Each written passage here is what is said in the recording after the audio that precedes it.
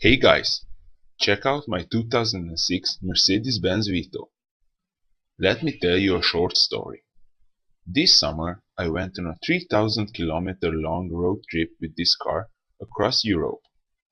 But suddenly, after 17 kilometers, the check engine light went on and the turbo stopped working.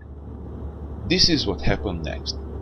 I kept going, the car was slower, but during this trip the odometer turned 200,000 and I arrived to the destination.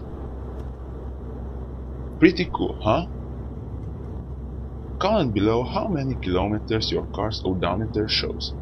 If you like my video, please hit thumbs up, share and subscribe to my channel. See you next time!